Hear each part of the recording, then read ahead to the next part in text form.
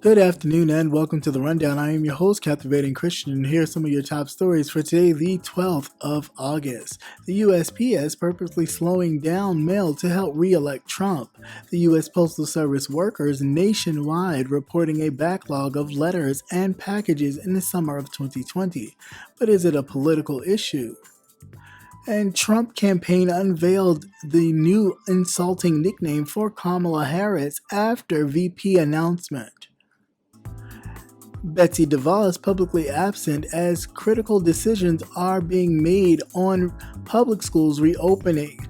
As the public schools grapple with the challenge of reopening during the pandemic, Education Secretary Betsy DeVos is getting criticized for her low profile.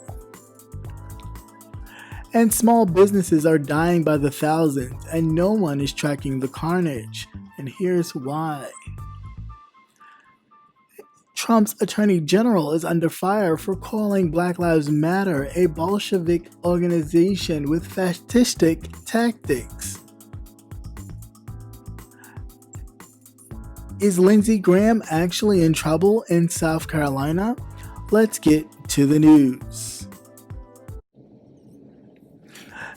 As the U.S. President Donald Trump accelerated the unsubstantial attacks on the legitimacy of mail-in voting during the summer of 2020, numerous readers asked to investigate whether the leader of the U.S. Postal Service was carrying out a nefarious scheme to help Trump win another presidential term. In late July and early August, vigorous rumors surfacing regarding Louis DeJoy, a North Carolina businessman who the Postal Service governing board selected to run the agency back in May of 2020. The claim, undefined notion, were these DeJoy was a political ally of the Republican president and the new Postmaster General, who's used his new authority to order the Postal Service carriers and clerks to slow down delivery to help Trump win the 2020 November election. A backlog of ballots in the weeks and days before the election, critics of the president worry they could lead to votes going uncounted or deemed invalid due to the state law governing mail-in election deadlines. What follows is an examination of the federal document obtained by this news organization, including letters by members of Congress, campaign finance reports, and internet memos to the Postal Service employees, as well as interviews with Postal Union representatives and a Postal Service spokesperson. To determine the legitimacy of those questions, DeJoy could not be reached for an interview. Once again, good afternoon and welcome to The Rundown. I am Captivating Christian, and this part of the segment of the broadcast, I give my own personal views on the articles of this afternoon. So first, of course, we have the Post Office. The U.S. Post Office slowing down mail deliveries. This Postmaster General says, of course, it's to help with the financial crisis that the U.S. Postal Service is in. However, come to find out that this Postmaster General is a huge donor to the Trump campaign. Let's take a look. So he has donated thus far over $111,000 to the Trump victory campaign. Now, it is true the president can place in the different departments whoever he chooses. However, I believe, and I'm not sure, I will check on it, but I believe there are some kind of election laws against people kind of messing around with the mail in the time of an election or at any time, because I believe it's a federal offense to mess with the mail. So the Postmaster General slowing down the delivery of mail to possibly ensure a Trump victory by making the ballots late and not counted due to they happen to meet a deadline in order to be counted for the election. Now, the reason why you say, well, why would they start this early? Do note that there are many American citizens overseas, either on military contracts or private contracts, and they mail in their ballot way before the election. So I'm pretty sure there are mail-in ballots coming in as we speak, picking who they want to be president. And this particular Postmaster General is doing whatever efforts he can to ensure the current president, gets reelected. So I think we need to be very vigilant and be mindful that this is really happening. If you plan on doing a mail-in ballot or absentee ballot, then you need to make sure that your ballot is in way before the post dated for your particular state, so that there is no mix-up on that end. And or what you can do is take your mail-in ballot when it comes to you and delivered to you. You can take it to the your local, I believe it's your city hall or wherever your local elections ballot drop-off box is, and you could give it to them in person, so that way you can ensure that your vote will be counted and on time. And to add, I'm not particularly sure if there have been actual memos that have gone out from the Postmaster General blatantly saying that he's slowing down the mailing process to ensure that Donald Trump gets reelected. But if a memorandum happens to pop up that he actually sent out to post office workers, that would be a big problem. So if he really sent out a memo stating to the higher ups in the post office, department, that they needed to slow the mail down in order to ensure a Trump re-election, or he wanted to ensure a Trump re-election, any of that verbiage, the Trump campaign is looking in trouble, basically. Pretty much. They're looking, and it won't look good at all. You thought the first go-around was bad. That go-around would be a lot worse. So, I don't know, just keep our eyes and ears open. The Trump campaign has unveiled the president's insulting nickname for Kamala Harris, the vice presidential pick for the Democratic nominee Joe Biden, Phony Kamala.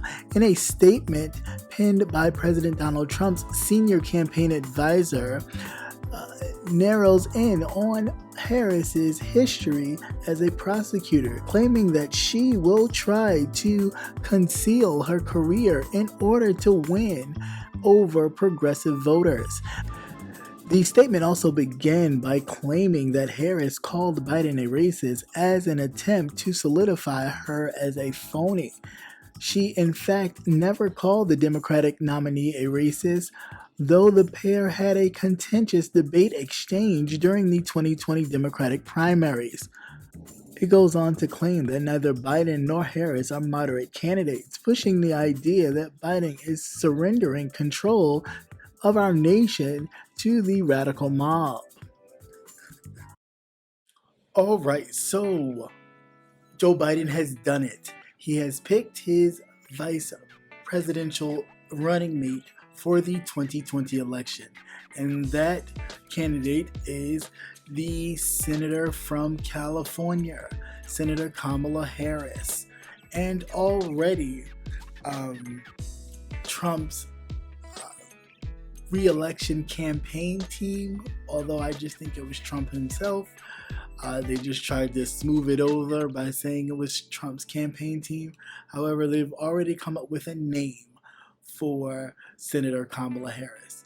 Now, this name calling thing, I don't even know why it's such a phenomenon and why the press, regardless of what press, feels the need to even give it dignity by repeating it.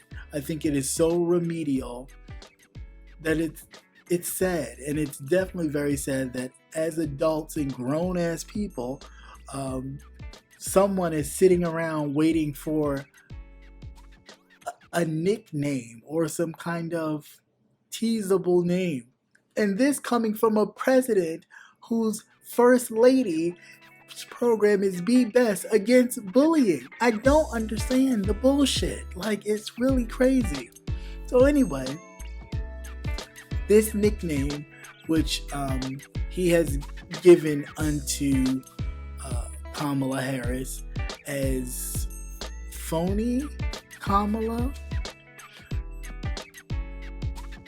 I guess it's because of her allegedly calling Joe Biden a racist, which she did not do. So I don't know what he was calling her phony about. Yeah, but they'll try to run that in the ground. I don't know. Or her prosecutorial record, where she's prosecuted more African Americans, some people say, than any other prosecutor, but I find that hard to believe, because if you look up a lot of these other political senators as well as representatives who are former prosecutors, you probably find that they by far incarcerated more African Americans than a Miss Kamala Harris. And I'm sure that is some Russian talking points that have already been trying to leak out from Facebook and other social media outlets. But I'm not buying it. All right. Hey, this is Captivating Christian here to remind you to tune in to Politics and Wellness every Tuesday night at 8 p.m. Politics and Wellness every Tuesday night at 8 p.m. You never know what you might get.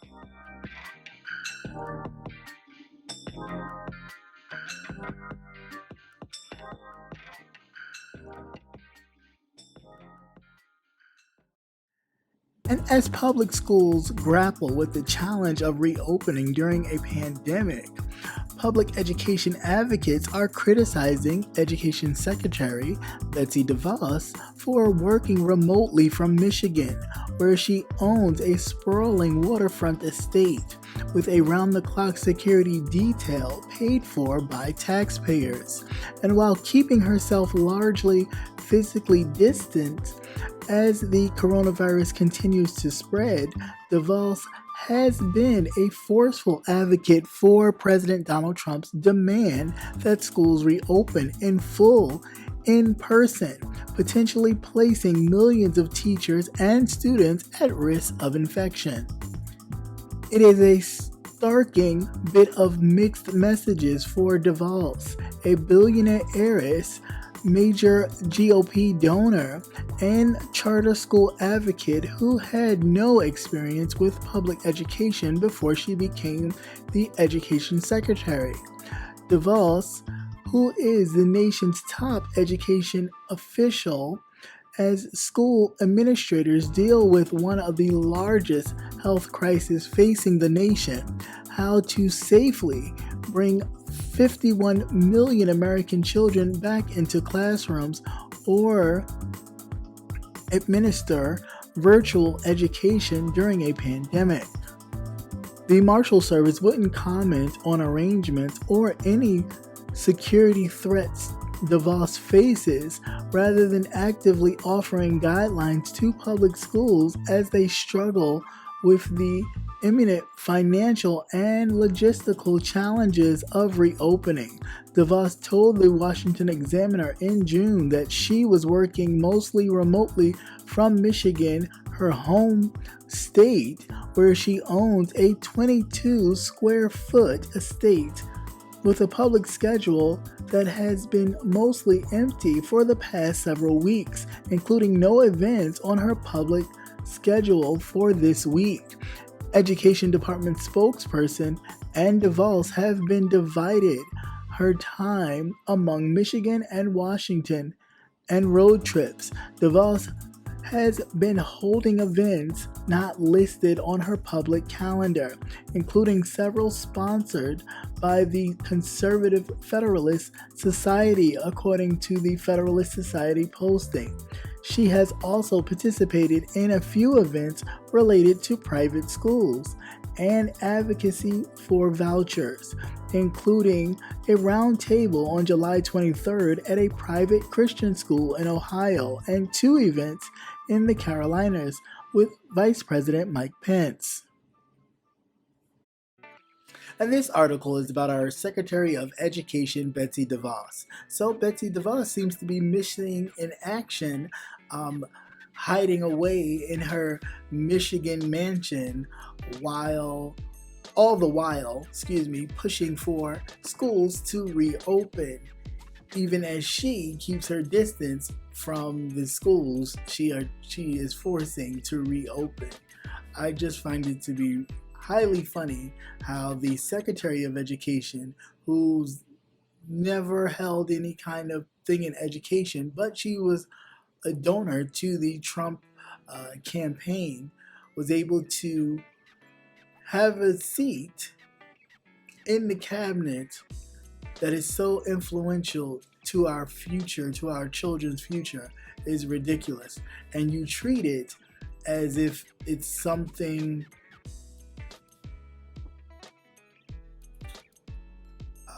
public schools are not worth your time, but private schools are.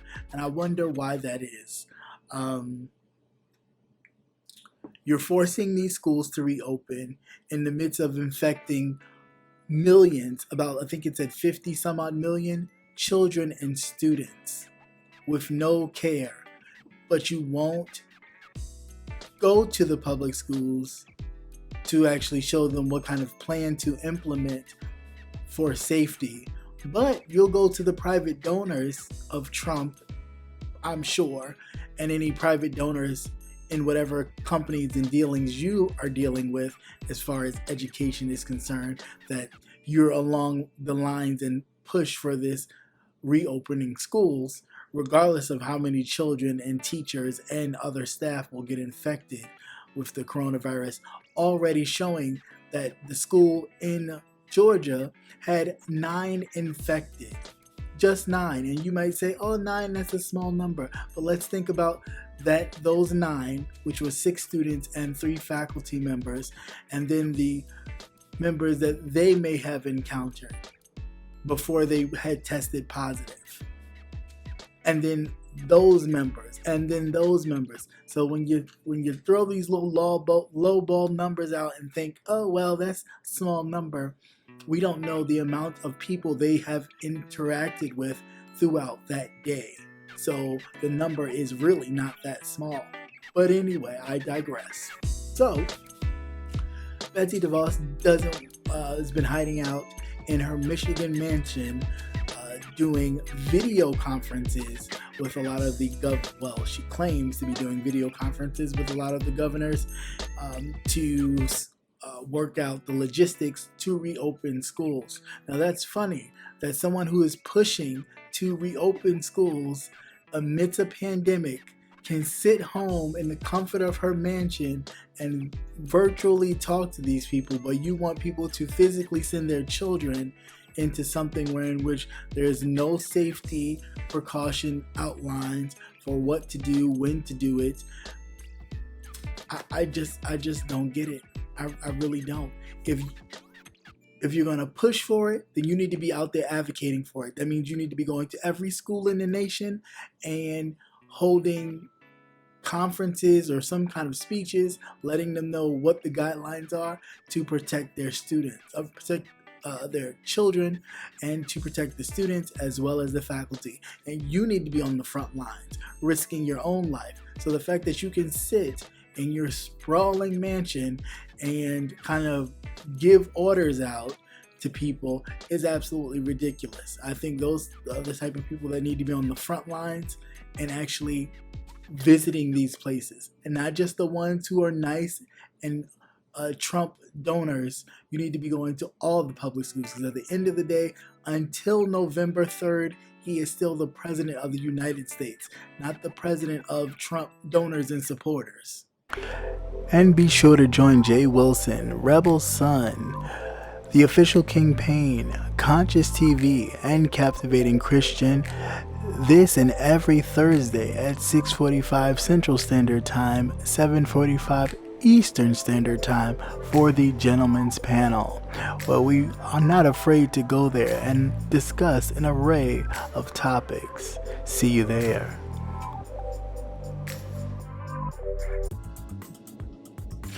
Big companies are going bankrupt at a record pace, but that's only part of the carnage. By some accounts, small businesses are disappearing by the thousands amidst the COVID-19 pandemic, and the drag on the economy from those failures could be huge.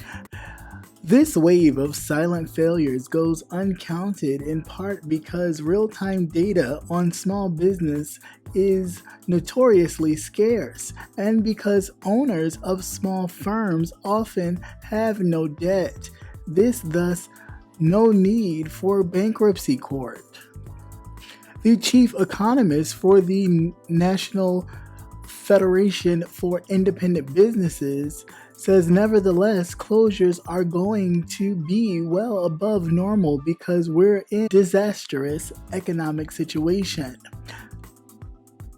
Yelp Corporation, the online viewer, has data showing more than 80,000 permanently shutting from March 1st till July 25th. About 60,000 were local businesses or firms with fewer than 5 locations.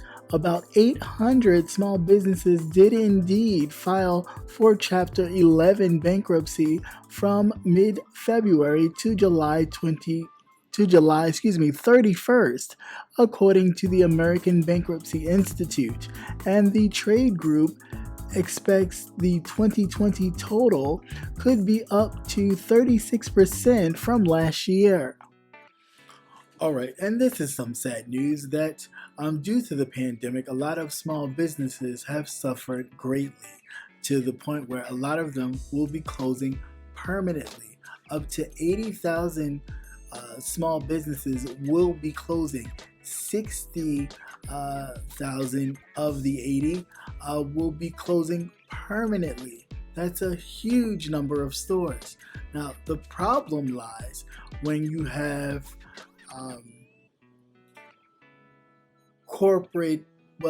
government funds, right, being given to small businesses to aid them during this pandemic, but you have big businesses, right, finding loopholes to where in which they can receive these small business loans, which then kick out the real small business, and the big businesses get the most money, which then forces a lot of small businesses to wind up closing.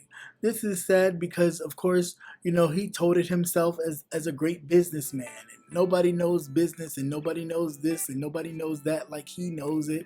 But it's like, but if you knew all this, even in the midst of a pandemic, you would know how to keep a business afloat, and you would know what to do and what programs to implement during this pandemic to make sure that businesses continue to thrive. Even if they had to close temporarily, you would have been able to set up funding to keep businesses afloat until the pandemic was over. The fact that none of this is put in place lets us further know that you're not the great businessman that you claim to be. However, it is still detrimental to the economy if all these small businesses are closing, when small businesses have a huge stake in the flow of the economy. So if the businesses that are small and have the most stake in the economy closes, that means that the economy still collapses, even if we start to return to some sort of normalcy. Again, putting us in a financial crisis. So whether or not this could have all been avoided is not even the point right now. The point is that we're in it, and you can't even maintain the businesses that are here and open. Whether people get infected or not, that's a whole nother issue. But if you're a businessman, then you should have a plan already set to maintain businesses since you're so good at that. And the fact that you can't do that, again, it's a problem. It's definitely a problem.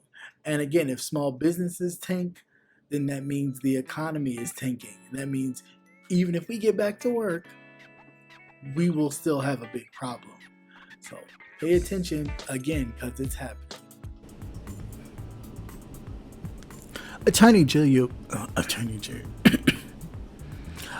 General William Barr, the nation's top law enforcement official, said on Sunday that the Democrats are a revolutionary party that believes in tearing down the system, that Black Lives Matter is a Bolshevik group that uses fascistic tactics, that Antifa is a highly organized group using guerrilla tactics.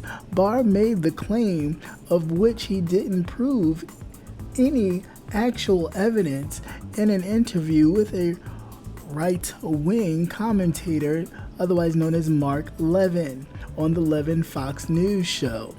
In this latest example of the top Trump administration official portraying this summer's protest not as a popular movement furious about inequality, but as a coordinated effort by everyone left of Mitt Romney to bring down the U.S. government.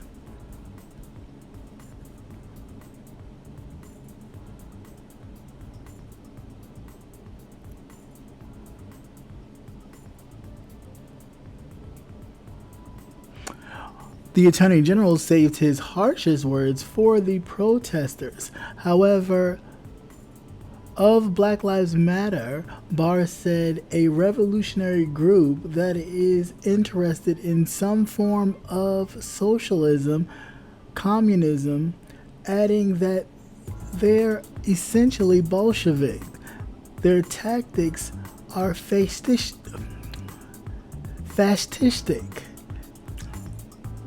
Essential Bolsheviks, and that their tactics are fascistic.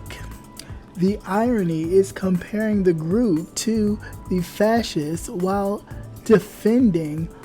harassing the power of the state to enable and undermine police forces to discriminatorily beat and arrest protesters should not be lost on anyone. In July, the U.S. Office of Special Counsel, which investigates potentially hacked act violations, ruled the movement was neither partisan nor political in nature. Internal Department of Homeland Security assessment of the property damage and arrest in the early days of the George Floyd protests also found that much of the so-called violence among protesters were driven by opportunists. Reported in June and last week, the U.S. federal prosecutors confirmed that out of the dozens arrested in recent protests in Portland, none had been alleged to have ties to Antifa or any anarchist group.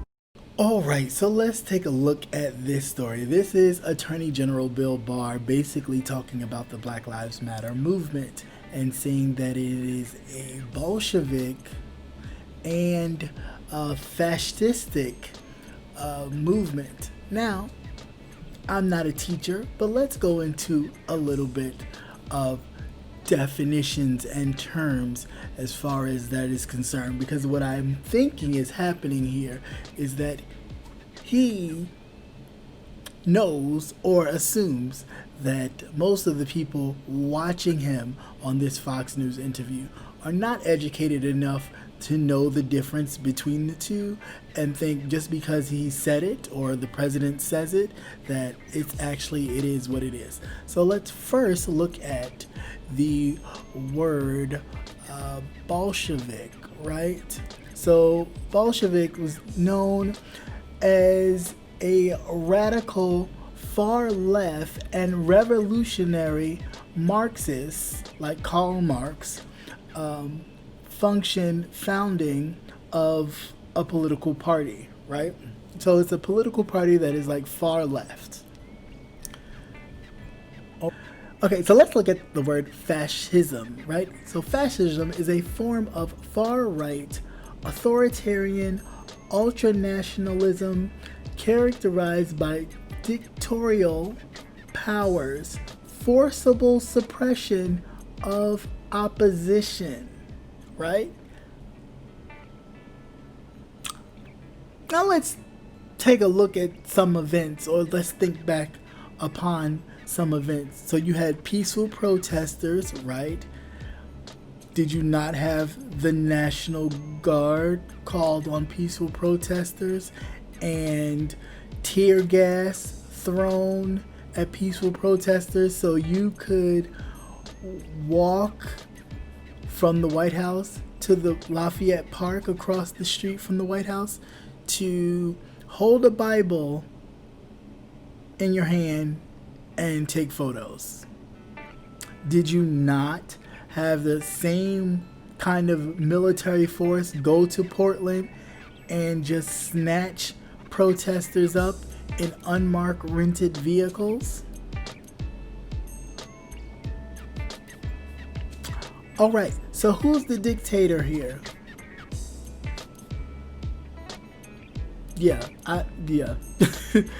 I just it's funny how they throw things out there and the people eat it up without any kind of research, nothing. It's just that simple. Crack open a book. It's not about having the most degrees or going to Ivy League schools, but we need to start educating ourselves. This is the reason why the Electoral College was enacted in the first place. Because they were fearful, these framers were fearful that uneducated people would elect someone like Donald Trump. So they created the Electoral College to ensure that only people of means of education would be able to elect a president. And you've kind of made it true, because if you're going to sit here and allow people to just say words and categorize a movement that is strictly about police brutality, equality, across the board, when it comes from all the way from the judicial system to housing to so on and so forth, and you're going to equate that to what? The likes of Russian communism and the World War II, the rise of Adolf Hitler? Seriously? Yeah, I think you got that all confused. I think where you're in right now, the administration that you're a part of, that's what that is. Okay, so don't deflect. I need you people to definitely stay on top. If there's something you don't know, it's always great to look it up and know the true definitions and meanings, because these people will just say a lot of things and, expecting you to just believe what they say and not know for yourself. But the power is in knowing for yourself. Normally, this anger might not be particularly worrisome for Graham. He won re-election back in 2014 by a margin more than 25 percentage points and hasn't had a credible Democratic challenger since he was first elected some 18 years ago. But that is not the case this year. The anger at Trump comes at a moment when Graham is facing his most serious opponent yet, an exceptionally well-funded, politically connected, centrist Democrat who is forcing election observers to wonder if South Carolina might be in play. Jamie Harrison, the first African-American chair of the South Carolina Democratic Party and now the associated chair of the Democratic National Committee, is shattering fundraising records and forcing Graham to play defense, running attack ads that cast Harrison as too liberal for this state. Harrison's campaign raised nearly $29 million by the end of June, compared to Graham's $30.9 million.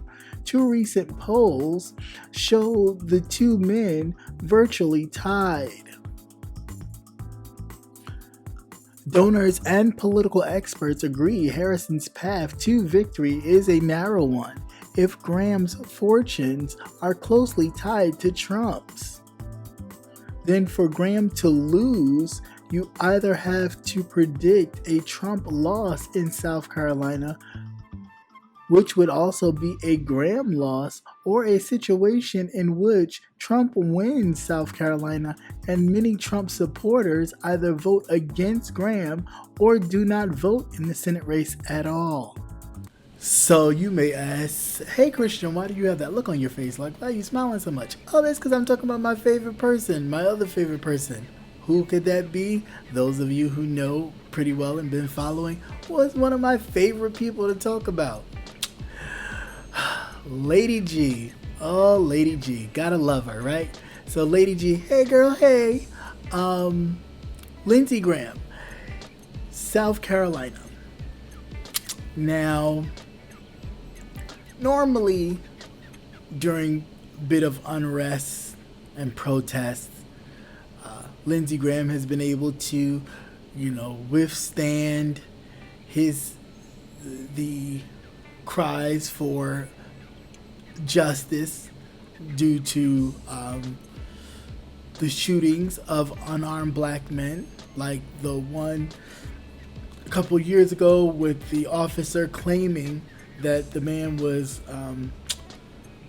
tussling for his gun, when actuality the video showed that the young man who took it from his camera phone showed that the officer tried to grab him and he wound up getting away from the officer, and he was just running with his back turned, and the officer pulled out his gun and shot him, and then tried to make up this story that they tussled for his particular weapon. Alright, so Lady G has been able to withstand all of that. However, with the death of George Floyd, there has been an awakening across the nation, and no one is safe. And I say no one, and I mean no one.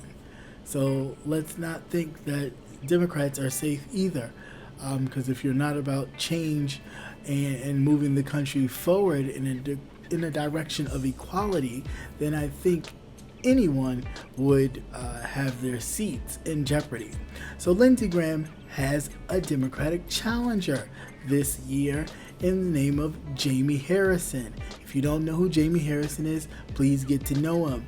He has been the South Carolina head of the Democratic Party. He is now the co-chair of the National Democratic Committee. He's been doing outstanding, raising money. He's almost close to raising the same amount of money Lindsey Graham has, at $29 million. He's basically a rock star and making people think that, okay, maybe South Carolina will be in play. South Carolina has not had a Democratic senator since 1998, and that's the year before I graduated high school. So, yeah, long time. With all that said, they say, there's this whole mantra, the South will rise again. And maybe it might rise again, but maybe it'll rise in a different way. Maybe the South will rise in a way in which it'll be equal for all. Maybe it'll rise in the point where it won't be so dominated by the others, and it'll actually rise, and you'll see predominant and progressive thinking people come out of the South, rise out of the South. So in that hope, Jamie Harrison is running. If you are in South Carolina, please look him up. Run down this gambit. We have to ensure that all of these statues of Civil War generals who fought against the United States should not be celebrated. I mean, let's be very clear. These people fought against the United States, so why are we celebrating them? Whether they were white, black, purple, or blue. Again, if you're a patriot and you're all about this country, then anybody who fought against this country should not be celebrated as such to have a statue. Let's be very clear to know that the statues were not erected until the 50s and 60s to ensure that African Americans knew their place in the era of Jim Crow. So, I'm trying to understand why are we acting like these statues have been here the whole time. They have not. So since they hadn't been here the whole time, they can easily come down, right, and be removed. So let's make sure we get the people in the seats of power that can make that happen. So we don't no longer have to look around or put them in a museum. So we no longer have to go to public places and see these great statues of people who would rather have us enslaved and in chains than free. I mean, I'm just saying, I'll wait. Once again, thank you for watching CCN Midday News. Hope you enjoyed. Please like, share, and subscribe. Also hit that notification button so you will never miss another news update. Have a great day. Peace.